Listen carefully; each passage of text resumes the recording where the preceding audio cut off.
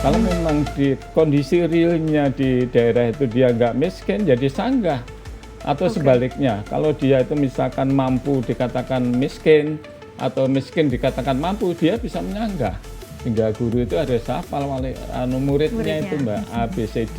Jangan sampai misalkan kejadian yang di NTB, masa ada murid misalkan gantung diri, itu kan sebenarnya masalah itu ada di keluarga, tetapi saya kira wali kelas juga bisa memahami dengan baik sikap perilaku anak di kelasnya itu kan bisa dilihat Mbak. Betul. Pinter kalau karakternya nggak bagus ya percuma Mbak. Betul. Orang pinter banyak, tapi kalau orang pinter misalkan kata-katanya nggak sopan kan juga nggak bagus. Jangan sampai anak di Jawa Timur itu yang pandai misalkan tidak sekolah dan lain sebagainya. Makanya untuk menyongsong 2045 generasi emas kita ini yang kita siapkan ya anak-anak ini. Hanya dengan pendidikan Mbak Silka, semua permasalahan itu tuntas, saya yakin.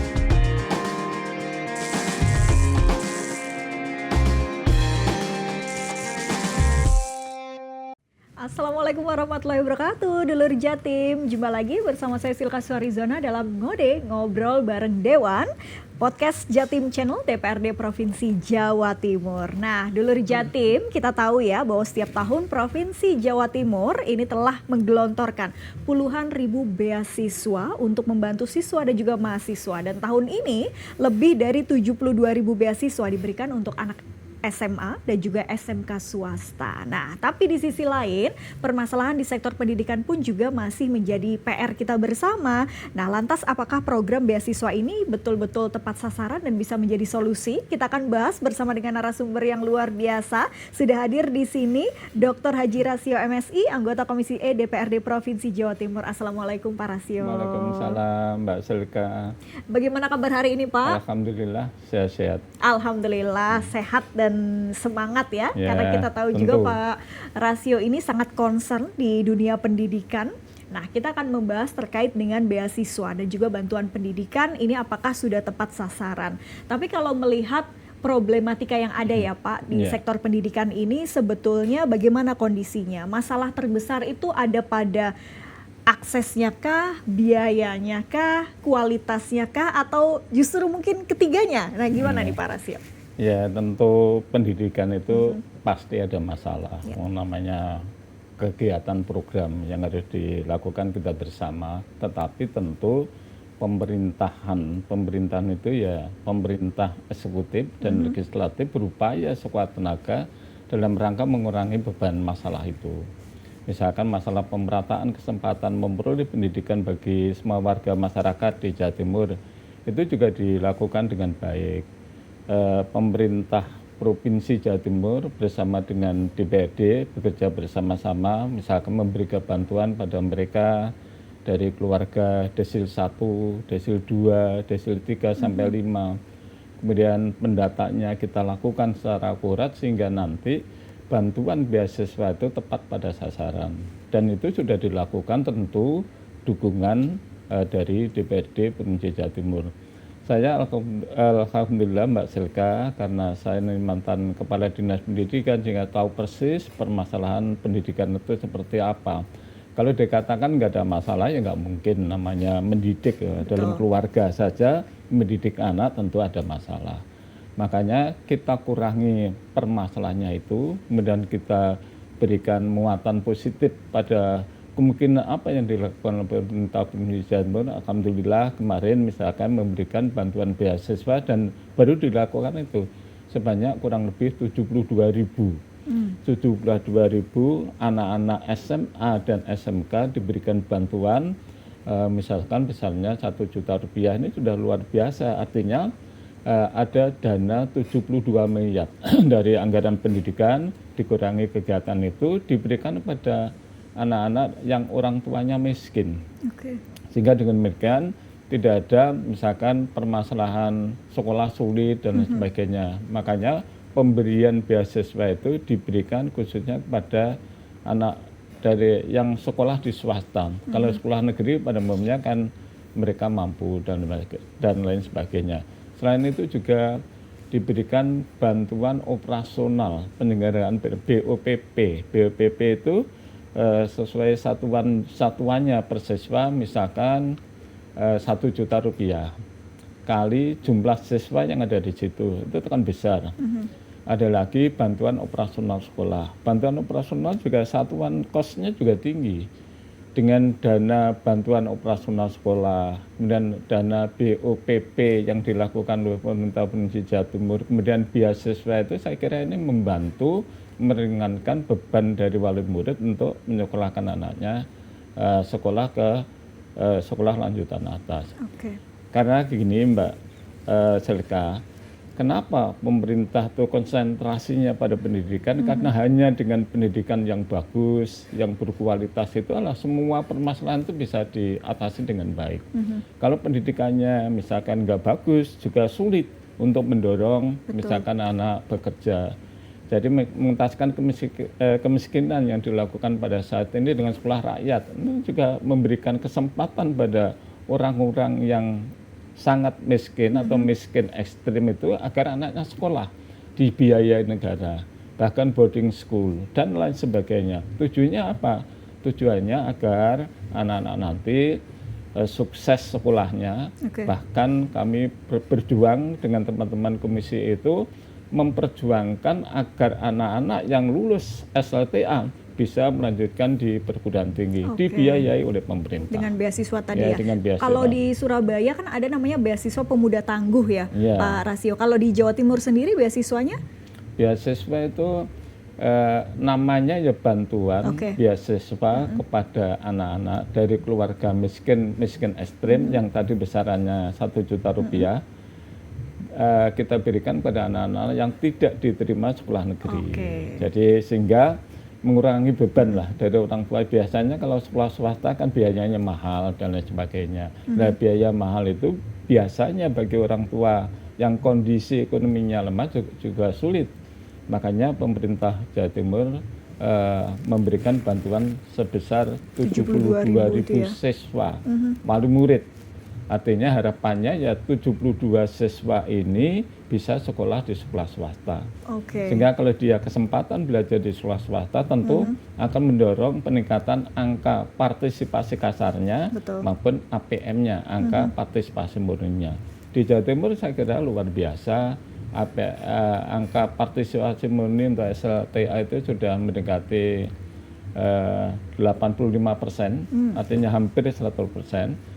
Tetapi yang SD SMP itu sudah lebih dari 100%, makanya nanti SLTA ini karena tanggung jawab dari pemerintah provinsi kita upayakan terus. Dan alhamdulillah pemerintahan itu sangat respon sekali kepada orang-orang yang sangat miskin atau miskin ekstrim ini agar anaknya bisa sekolah. 72.000 beasiswa ini berarti kalau diakumulasi anggaran 72 miliar. 72 miliar. Ya, kali 1 juta. Baik, Pak Rasio. Memang masih ada berbagai permasalahan di sektor pendidikan dan upaya itu juga terus dilakukan, termasuk salah satunya beasiswa yang kemudian menyasar pada masyarakat miskin. Tapi juga problem hari ini Pak, justru di kalangan menengah ini yang menganggap sekarang biaya pendidikan itu tinggi begitu, mahal. Nah kalau Pak Rasio sendiri melihatnya seperti apa? Jadi begini Mbak Selka, ada Badan Standar Nasional Pendidikan, ada standarisasi sekolah itu menyelenggarakan pendidikan secara bagus atau tidak. Kalau misalkan salah satu standar itu nggak dipenuhi ya gimana akan bagus, akan baik. Jadi standar itu biasanya juga mendorong pembiayaan di situ, peluang dan lain sebagainya. Makanya sekolah-sekolah yang kualitas penyelenggaraan pendidikannya bagus biasanya juga mohon maaf ya, utamanya sekolah-sekolah swasta ya biayanya pasti naik, unit cost-nya setiap siswa itu tinggi. Tapi kalau dianggap rata dan lain sebagainya juga namanya pendidikan itu kan perlu biaya juga, artinya tidak gratisan. Walaupun pemerintah Provinsi Jawa Timur sudah berusaha sekuat tenaga untuk mendorong meringankan beban dari orang tua wali murid ini. Artinya begini Pak, Mbak Selka ya, masalahnya ya tentu kita lihat lembaga ya, lembaga yang bagus, misalkan Al-Azhar, kemudian misalkan sekolah Santa Maria, biayanya kan besar. Nggak mungkin biaya yang kecil itu akan mendorong kualitas pendidikan di situ. Ya bisa, tetapi juga upayanya harus berbarengan dengan peran serta orang tua. Makanya ini yang perlu kita kaji bersama. Artinya bukan berarti sekolah mahal, bukan. Mahal itu tergantung dari kualitas penyelenggaraan pendidikan. Kalau penyelenggaraan pendidikannya bagus, misalkan SMA Nala di Malang, pada umumnya ya orang tua ya happy-happy aja. Orang tua yang menyekolahkan di Al-Azhar ya happy-happy saja. Sesuai dengan kualitas yang didapat ya Pak. Memang tanggung jawab pendidikan itu adalah tanggung jawab kita bersama. Nggak sepihak, tetapi average rata-rata penyelenggaraan pendidikan sudah dipenuhi oleh pemerintah. Diberikan dana BOS, diberikan dana BOPP, diberikan bantuan beasiswa. Itu pun masih ditambah lagi bantuan sarana penyelenggaraan pendidikan, komputer. Bahkan sekarang sekolah-sekolah itu sudah diberikan bantuan AI. Artificial intelligence, artinya pembelajaran sekarang sudah menggunakan itu semua. AI itu ya. Baik Pak Rasio, kembali ke beasiswa tadi. Ini kan memang menyasar pada masyarakat miskin dan miskin ekstrim begitu ya. Dan tadi juga jenengan sampaikan ada desil 1, 2, 3. Nah ini klasifikasinya seperti apa Pak? Desil 1, 2, 3 itu seperti desil apa? Desil 1, 2, 3 itu data BPS. Makanya saya sering mengatakan data BPS itu sumbernya ya dari warga masyarakat kita. Warga masyarakat itu keberadaannya ada di, mohon maaf, di desa, di daerah. Karena provinsi itu kan ada kabupaten kota se-Jawa Timur. Makanya saya mohon nanti kepada semua penguasa yang ada di daerah, misalkan gubernurnya, tentu bukan gubernur yang kerja itu, gubernur itu tentu menugasi OPD terkait. Gubernur ya mesti menunjuk kepala dinas pendidikan OPD yang menangani masalah pendidikan. Nanti di kabupaten juga OPD yang menangani pendidikan, misalkan kepala dinas pendidikan di kabupaten kota se-Jawa Timur. Kemudian pendataan ini agar dilakukan secara konkret. Jadi dia harus turun betul.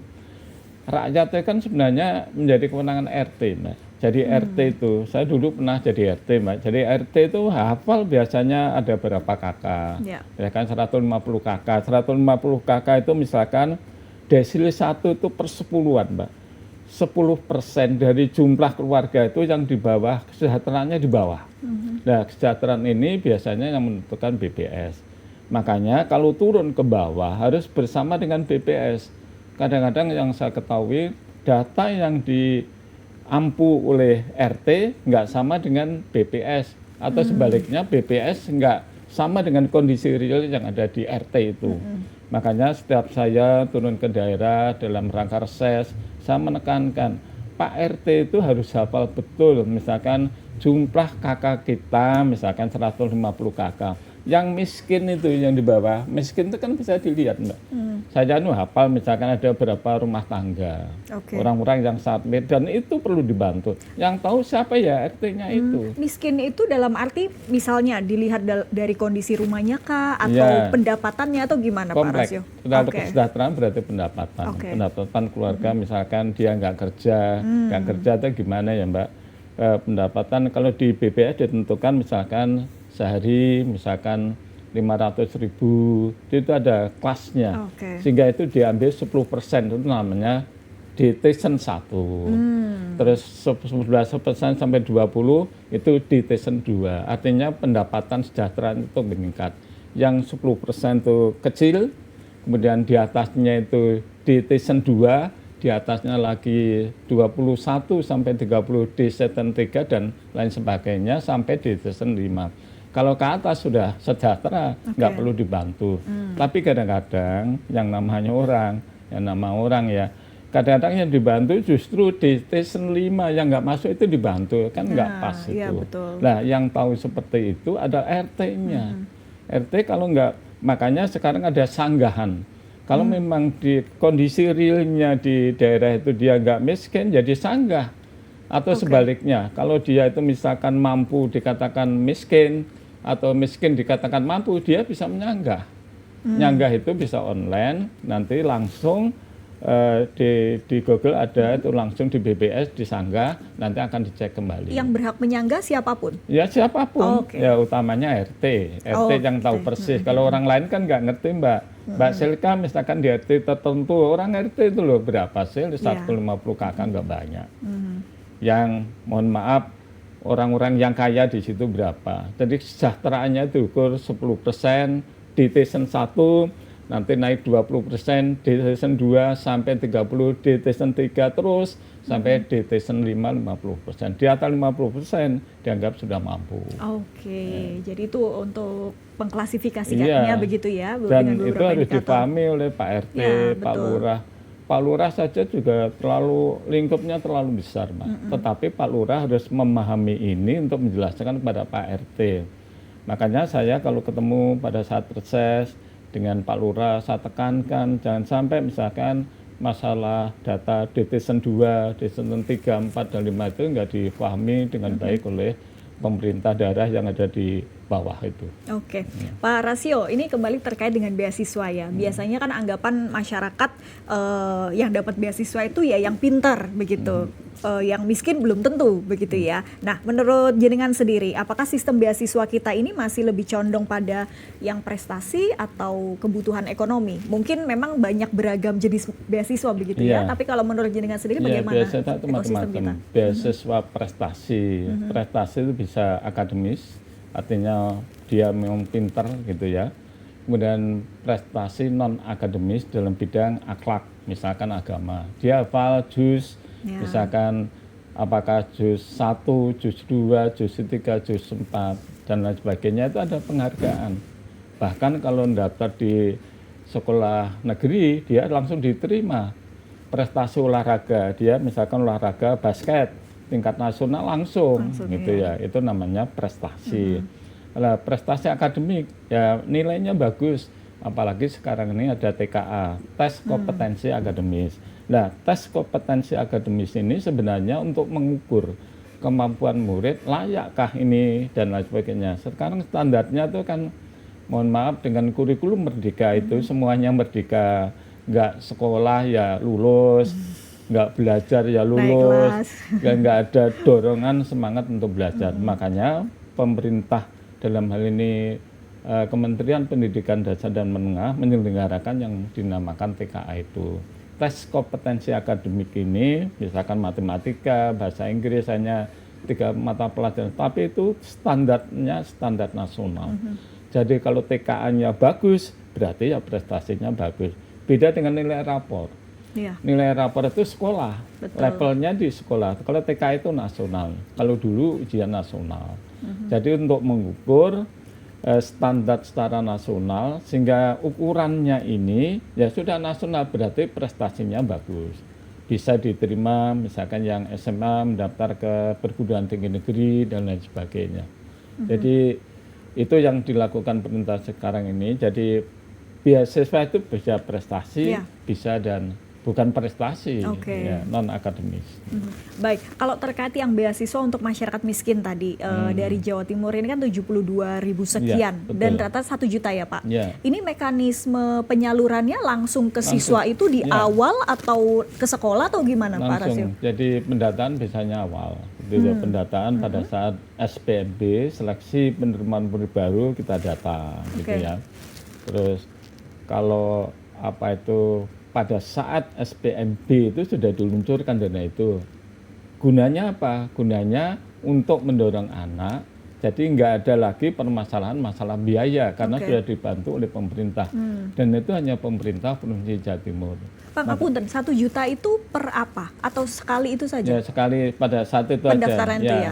Nanti tentu kalau ini kurang ya, namanya orang ya kurang terus, akan kita evaluasi. Kalau memang itu sudah efektif ya cukup itu, artinya mendorong agar anak ini melanjutkan sekolah, jangan sampai tidak sekolah.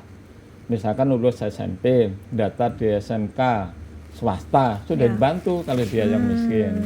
Artinya mendorong agar nanti nggak resah lah masalah biaya. Karena apa?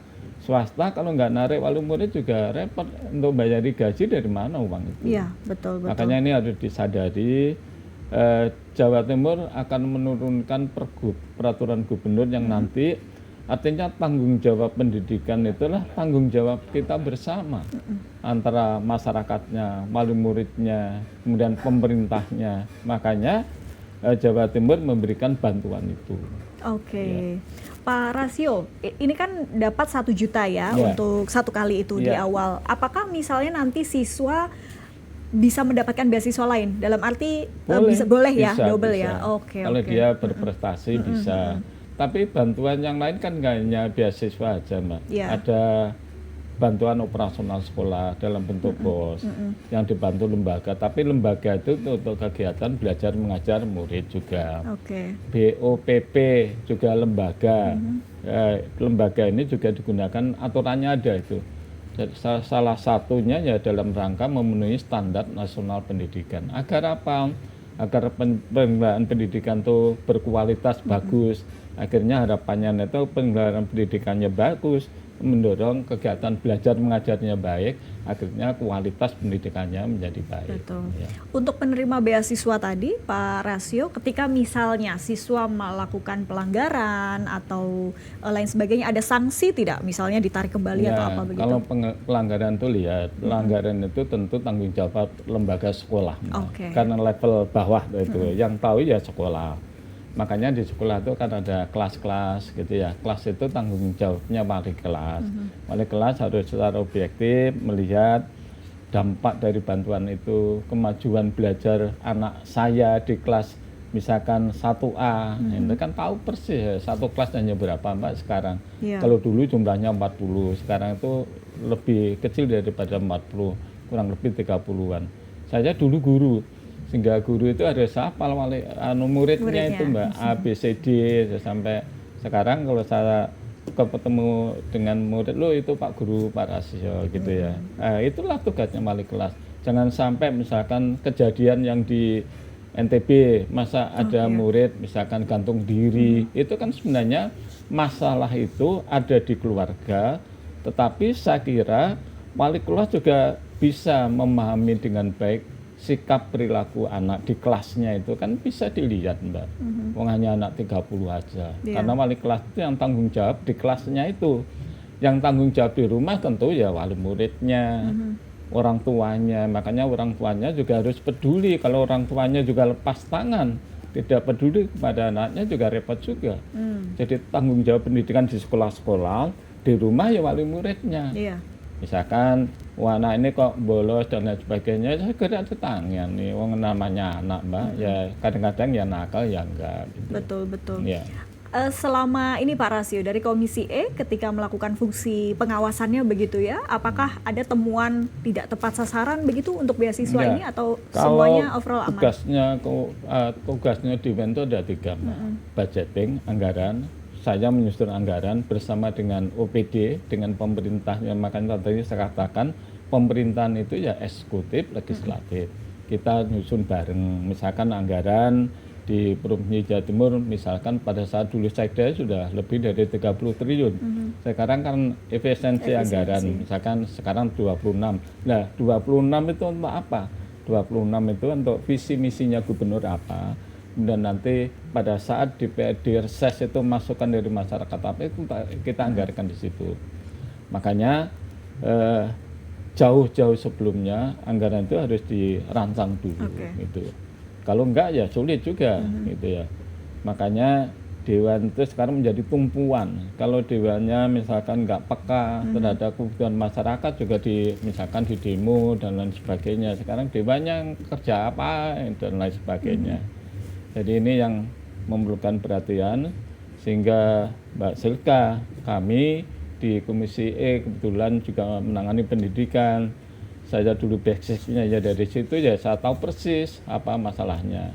Jadi mari kita susun bersama-sama antara OPD-nya. OPD itu dinas Mbak, organisasi pemerintah daerah itu berarti dinas. Dinas itu kalau di Jawa Timur ya banyak, ada 60 lebih. Nah, dinas pendidikan yang menangani pendidikan ya dinas pendidikan. Masalah yang sensitif ya tentu yang khusus teknis itu yang menangani kepala dinasnya. Kepala dinas punya staf namanya kepala bidang dan sekretaris dan lain sebagainya.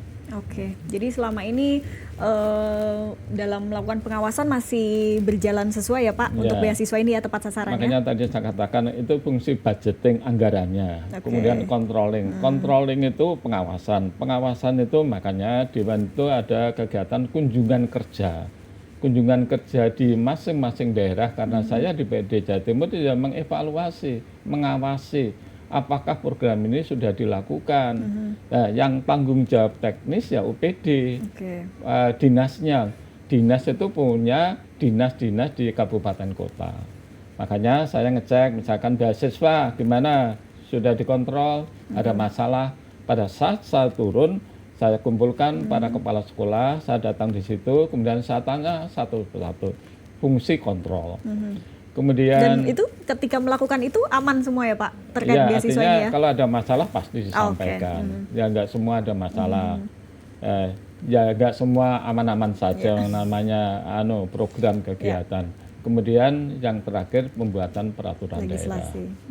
Daerah ini legislasi artinya ya kita menyusun peraturan agar apa yang diatur oleh gubernur itu ada ketentuannya. Tentu ketentuan itu nggak boleh melanggar peraturan yang berada di atasnya. Itu fungsinya Dewan. Jadi Dewan itu bukan secara teknis, Mbak Selika. Bukan Dewan terus ngawasi guru mengajar. Enggak, artinya secara makro itu fungsinya Dewan. Programnya apa di Provinsi Jawa Timur sudah dilakukan atau enggak. Nah, gitu. Ya.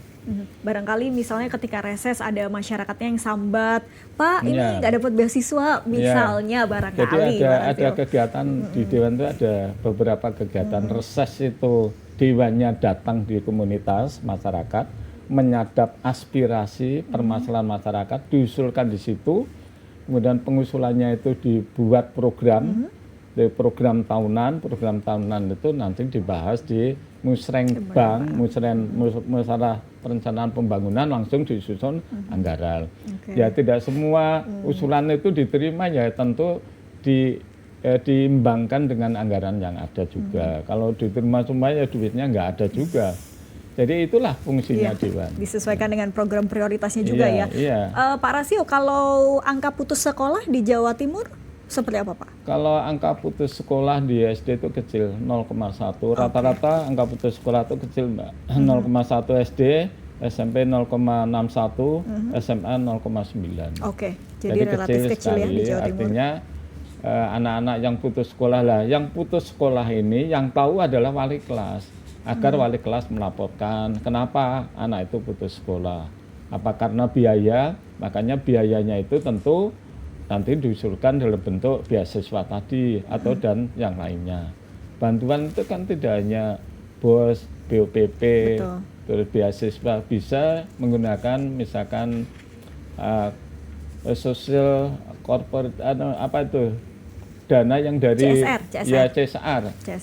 CSR itu social corporate responsibility. Nah, itu bisa juga dari Bank Jatim, dari perusahaan apa ditampung oleh lembaga itu bisa nanti disalurkan untuk membantu anak-anak yang putus sekolah. Ini kenapa putus sekolah? Yang tahu ya wali kelas, terutama juga orang tuanya. Kalau ada permasalahan anak itu segera lapor ke sekolah gitu Mbak.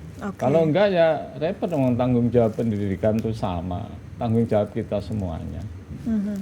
Apalagi sekarang ada sekolah rakyat itu ya Pak, ini menyasar para sekolah rakyat itu malah miskin. Bagus Mbak, sekolah rakyat itu sudah boarding school, kemudian apa itu dibiayai oleh negara, makan ya ditanggung negara, pembinaannya di situ juga sangat kompleks sekali. Utamanya saya tekankan kemarin pada saat meninjau sekolah rakyat agar pembinaan mental, segi keimanan, ketakwaan kepada Tuhan Yang Maha Esa itu harus diperkuat karena sekarang ini dengan adanya ini Pak Google HP, Mbak Silka kan kalau buka HP TikTok itu ya, TikTok itu gambarnya nggak hanya baik-baik saja. Nah, itu yang menyedot perhatian dari murid. Murid di rumah di kamar saja buka HP, dikiranya belajar, padahal yang dilihat ya itu. Nah, itu yang harus peka. Makanya saya dikatakan tanggung jawab pendidikan itu tanggung jawab kita bersama. Jangan diberikan beban pada guru. Guru sekarang ini sudah gajinya nggak tinggi-tinggi amat dan lain Betul. sebagainya. Tapi perjuangannya beliaunya itu sangat luar biasa. Makanya orang tua bantu di rumah, ya diajari kalau agamanya Islam ya membaca Al-Quran, sehingga mentalitas, kemudian kualitas iman dan Karakter, ya. takwanya kepada Allah Subhanahu wa Ta'ala itu selalu meningkat. Kalau itu dilakukan dengan baik, saya kira itu juga akan merubah anak itu. Jadi tidak harus misalkan orang tua ngawasi, tapi diawasi dengan keyakinan, keimanan mereka itu. Makanya saya ini juga punya sekolah, Mbak Silka. Jadi sekolah saya itu bukan kurikulumnya nasional, tetapi saya tekankan di sana itu menggunakan kurikulum madrasah diniyah. Dengan kurikulum madrasah diniyah itu harapan saya peningkatan imtaknya lebih bagus. Anaknya, ya anak-anak itu wajar, tetapi pemahaman kalbunya, hatinya itu lebih baik. Ya, jadi karakter itu juga Ya, menjadi penting ya, begitu lebih ya. penting. Betul. Pinter kalau karakternya nggak bagus ya Betul. percuma, Mbak. Betul. Orang pinter banyak, tapi kalau orang pinter misalkan kata-katanya nggak sopan kan juga nggak bagus. Tapi sekarang ini juga ada angin segar, Pak Rasio. Komdigi kan sudah mengeluarkan aturan untuk di bawah 16 tahun tidak boleh bermain medsos untuk Iya, anak-anak tetapi sekarang kan ini. juga belum dilaksanakan, Mbak. Sekarang sih. TikTok ya jalan terus. Iya, iya. Makanya Komdigi memang itu, tapi rencananya harapan di saya akhir bulan begitu. ini. Karena ini yang punya kewenangan adalah Kementerian Pusat, Mbak. Iya. Nggak bisa lokal. Karena namanya TikTok itu kan areanya sudah area di luar itu. Nah, kalau misalkan Komdigi diem aja, kadang-kadang mohon maaf orang tuanya itu kalau rapat wali murid, lihat HP yang dilihat ya gitu-gitu aja loh, Iya, Mbak. Kan ya betul. kasihan juga orang tuanya gitu, mendidik anaknya nggak begitu peduli dengan baik. Kan juga repot. Padahal tanggung jawab pendidikan itu yang paling penting justru di keluarga ini. Kalau keluarganya nggak peduli ya, makanya anak-anak banyak yang nakal. Kadang-kadang di TV itu saya lihat anak tawuran, itu ya karena perhatian orang tua. Jangan disalahkan sekolah. Itu orang tuanya nggak peduli. Sekarang anak misalkan main-main pulangnya lebih dari jam 12 malam, masa nggak ditanya? Kalau orang tuanya peka itu kan mestinya ditanya lah paling enggak, nah kamu kok pulang jam sekian, dari mana saja. Ini kan sudah memberikan perhatian sungguh-sungguh pembinaannya kepada anak yang kita cintai bersama itu. Kalau enggak ya sulit, Mbak. Oke. Sangat sulit. Baik, jadi memang banyak hal yang perlu dievaluasi ya, tidak hanya Iya. ya sekolah, bahkan orang tua juga punya peranan besar begitu. Iya. Kembali ke beasiswa ini tadi, Pak Iya. Rasio. Kalau menurut Pak Rasio sendiri, apakah ada yang perlu diperbaiki dari program beasiswa ini, atau misalnya karena sekarang ini hanya 1 kali di awal 1 juta, misalnya ke depan harapannya bisa bertahap, atau apakah 1 juta ini untuk 3 Cukup. tahun sekolah ini Ya. cukupkah Pak Rasio Ya, gitu, nanti atau kita bagaimana? evaluasi, Ya. karena kan anggaran itu semua kan dari pendapatan asli daerahnya. Oke. Pendapatan asli daerah di Jatim itu berapa? Sekarang dikurangi transfer keuangan daerah oleh Ya. pusat, ditarik ke sana. Dananya gini. Lah dana ini digunakan apa dulu? Visi misinya gubernur harus kita lakukan. Karena visi misi itu janji kepada rakyat memilih waktu itu. Tapi alhamdulillah Bu Gub itu sangat peduli sekali terhadap pentingnya pendidikan. Sehingga nanti kesempatan ini misalkan saya di Banggar juga Mbak Silka, bagian anggaran tentu merancang anggaran itu ya kalau bisa tidak sekali Ya. gitu ya, mungkin diperluas dan lain sebagainya. Tapi itu kan semuanya duit. Ya. Duit itu kan harus ada sumbernya. Betul. Makanya nyusun anggaran itu juga nggak gampang juga. Prioritas mana? Semua prioritas, minta prioritas gitu ya.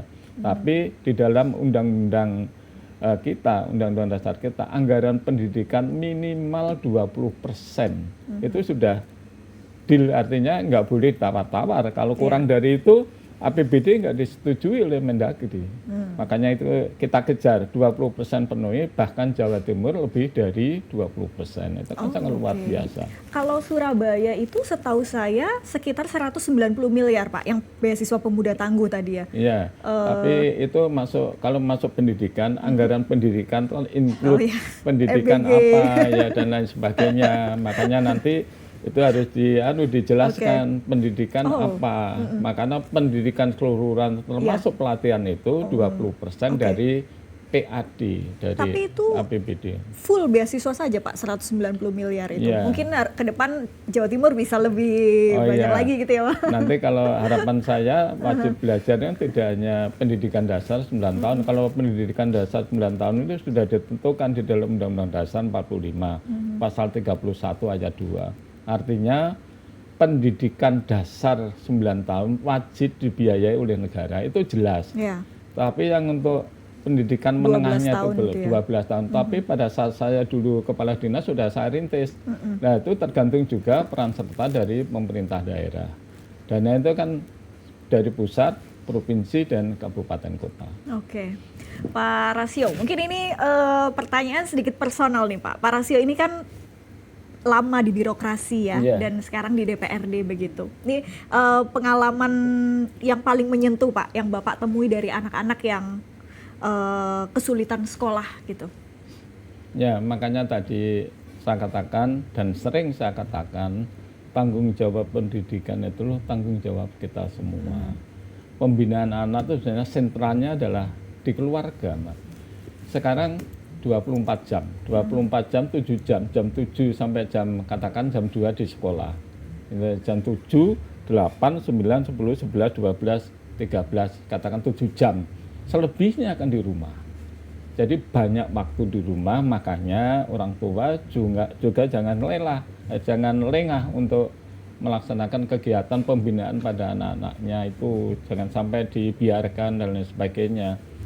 Saya ini kan juga namanya keluarga ya Mbak, di rumah itu mengingatkan anak cucu saya, nak sekolah belajar, walaupun hanya mengingatkan saja tapi ada perhatian. Makanya ini penting, kalau di sekolah itu 7 jam ini enggak lama juga Mbak, setelah itu pulang dia. Di sekolah itu kan biasanya melaksanakan kegiatan pembelajaran sesuai dengan kurikulum. Jadi kurikulumnya sudah diatur. Kemudian selamanya ya paling lama di sekolah 7 jam. Nanti kalau kegiatan istirahat ditambah mungkin 1 jam dan lain sebagainya. Tapi setelah itu kan baliknya ke rumah. Kembali ke rumah lah. Ke rumah ini biasanya ibu yang peka itu, kalau bapaknya kan sibuk cari uang ya. Ibunya ngecek betul anaknya setelah di rumah belajar. Mengingatkan aja, jangan terlalu juga. Nah, ini waktunya belajar. Nah, ini waktunya sholat. Gitu aja. Jadi mengingatkan itu sudah luar biasa.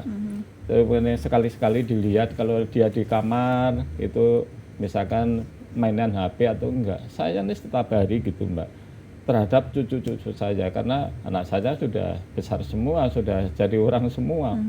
Tidak, ini juga saya sebagai neneknya itu memberikan perhatian kepada cucu saya, jangan sampai, karena ya kalau nggak ada perhatian dari keluarga, nah itu terus semburat kemana-mana. Kalau misalkan ada kegiatan di luar ditanya sampai jam berapa, bukan berarti melarang. Biasanya kan ada belajar kelompok. Sesekali ya diantar kalau ada waktu. Sesekali ya ditanya, pulangnya nanti jam berapa. Sekali dilihat, bos sudah jam ini pulang, kan berarti kan belajar kelompok dengan temannya. Karena anak nggak melakukan sosialisasi dengan temannya itu nggak bagus. Akhirnya dia ini terkurung di kamar, kemudian dia biasanya kaku, tidak bisa komunikasi dengan baik, kegiatan sosialnya kurang, itu juga nggak bagus juga. Makanya itu peran orang tua. Nah, itu dia. Jadi memang perhatian penuh itu harus diberikan begitu ya. Terakhir Pak, pesan untuk anak-anak di Jawa Timur yang punya mimpi besar tapi terbentur biaya pendidikan, Pak Rasio. Jadi nggak usah khawatir, di Jawa Timur tadi sudah banyak program-program dalam rangka membantu anak-anak kita yang punya prestasi. Jadi jangan khawatir, nanti kalau ada kesulitan tentu orang tuanya bisa lapor kepada kepala dinas pendidikan dan lain sebagainya. Jangan sampai anak di Jawa Timur itu yang pandai misalkan tidak sekolah dan lain sebagainya. Makanya untuk menyongsong 2045 generasi emas kita ini, yang kita siapkan ya anak-anak ini. Hanya dengan pendidikan Mbak Silka, semua permasalahan itu tuntas. Saya yakin. Saya ini mohon maaf Mbak Silka, orang tua saya itu petani, buruh tani, nggak punya sawah. Petani di desa, satu-satunya anak yang sekolahnya saya, keluarga saya itu ada 6. walaupun 6, tapi dia lulus SD bisa jadi pamong di daerah itu, di desa. Tapi yang sekolah nekat itu saya. Karena ayah saya tuh yakin dengan pendidikan yang bagus, anak saya pasti berhasil. Ketika saya bekerja waktu itu, kemudian saya bisa membantu orang tua, keluarga yang nggak mampu. Itulah makanya pemerintah sekarang yang dituju adalah sekolah rakyat. Dengan sekolah itu kualitas bangsa akan baik. Makanya anak-anak jangan sampai tidak sekolah. Sekolah juga nggak sulit sekarang. Ada permasalahan segera lapor. Nanti insya Allah pemerintah Provinsi Jawa Timur akan memberikan perhatian secara khusus kepada anak-anak itu. Oke, baik, terima kasih banyak Pak Rasio sharingnya juga motivasinya ya untuk anak-anak kita, untuk ayo kita pendidikan itu menjadi utama begitu ya. Menarik sekali obrolan kita hari ini.